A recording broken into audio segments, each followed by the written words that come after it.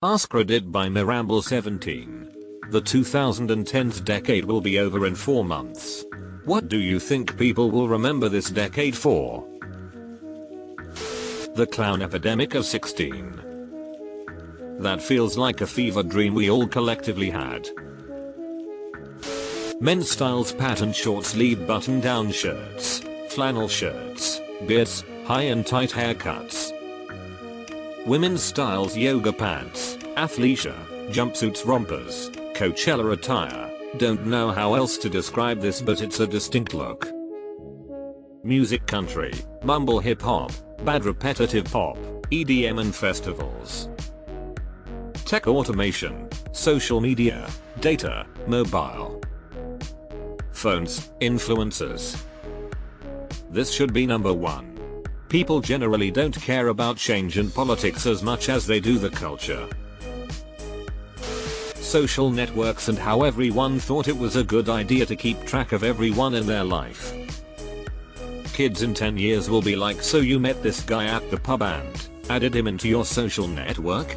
Didn't that give him access to all your social details? Privacy will become the biggest thing ever, and loose social media connections will become the exact thing not to do. You know, when you watch documentaries now about kids in the 80s hitchhiking or stepping into a serial killer's van because they said they had puppies in there, and you scream at the TV like, what are you doing, you idiot? That's how people will think of our 2010s years. That's a very interesting thought and a great way to put it too. Spending the entire decade thinking last year was 2008. I suffer from this. Makes it hell remembering my kids' birthdays. For Europe it will definitely be the refugee crisis. They will remember crazy colored hair, trying to dress like people in the 90s, those old iPhones that everyone had and thought were so cool but look like bricks now, vaping, thick eyebrows, overly photoshopped and facettuned photos. Back when YouTube actually allowed relatively normal people to become famous. Duck lips, dabbing, haram, the death of brick and mortar and the rise of Amazon Prime. Because we'll all regret it in 10 years. Social media. A great tool horribly mismanaged. The 2010s will probably be remembered for as the remake era for Disney. That would require a change of direction for Disney in the 2020s, and I just don't see that happening. People ask me where I'm going to be in 4 months. I don't have 2020 vision jokes. I am waiting with bated breath to have a chance to sink my teeth into. I hate it when people ask me what I'll be doing in 0 years. Come on guys, I don't have 2020 vision. Looking forward to this thread being unearthed in 2029. I hope you're doing better than us. 2029 seems like 100 years away, but 2009 to now flew. I hope I'm done college by then and have a job, or I'll be in some trouble, lol. The rise of the smartphone. Everyone has access to the internet and can voice their opinion towards the world at any moment, with all the negative effects that it brings. IMHO. This is the biggest one. The iPhone came out in what, 2007? It was a solid year or two before you had traction there. Now, phones have pretty much replaced most people's home computers for menial tasks. They will remember how great summer 2016 was. Edit, I removed the comma. Edit 2. Wow, my first medal of any kind. Thanks, stranger. The first few weeks of the Came and Go were magical. The social media explosion. Social media is fucking insane. It gives the people so much power, and yet, it also has so much power to manipulate the people. Real headlines trying to outdo the Onion. That is the most Onion way of putting it. Kudos. I don't like this realization. It didn't even cross my mind to me until reading this post. The death of traditional media. Printed newspapers and periodicals, broadcast television and radio are fading.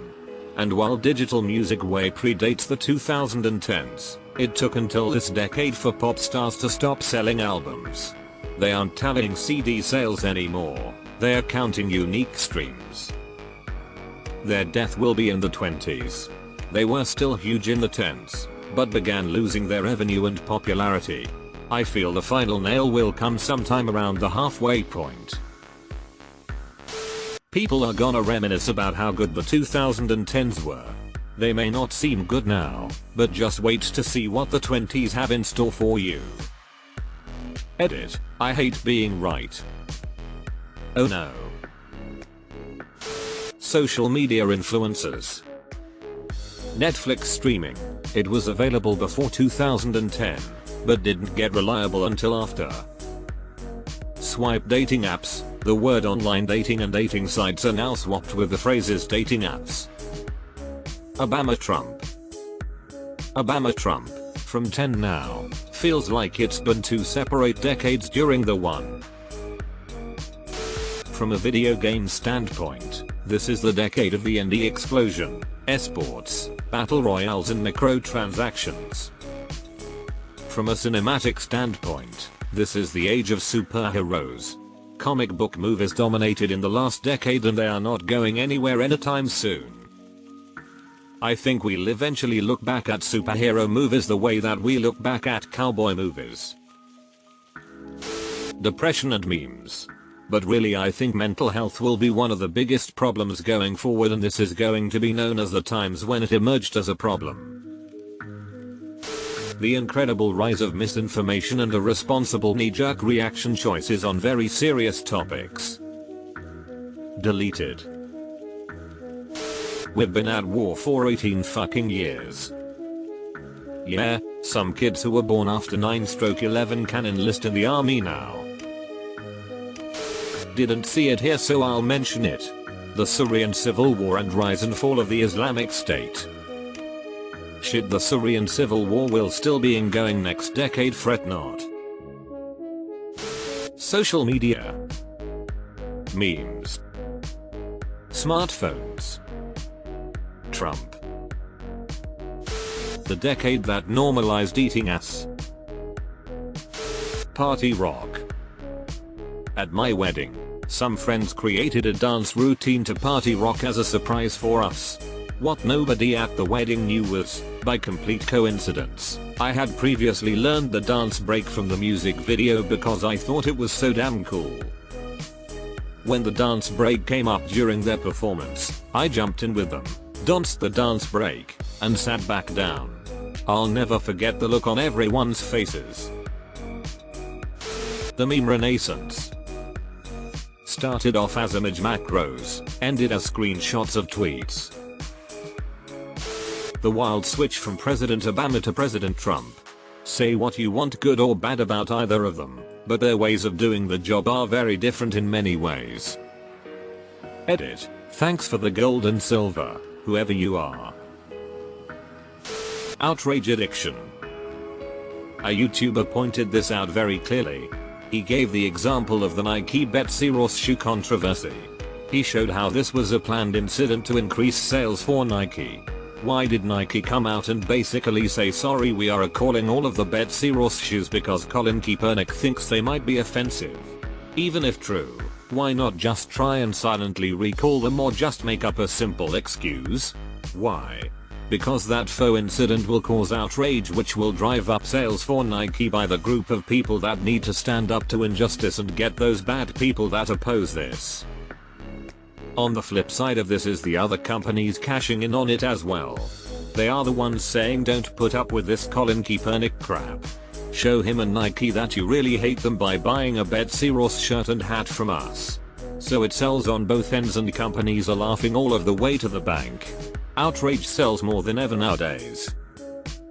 Edit. Here is the link of the video I referenced, https://www.yahoo.com /watch ?den8rbswnk ampersand amp semicolon list ll-wjtf8ngtcprswx underscore zgahg ampersand amp semicolon index 1 to ampersand amp semicolon 0s.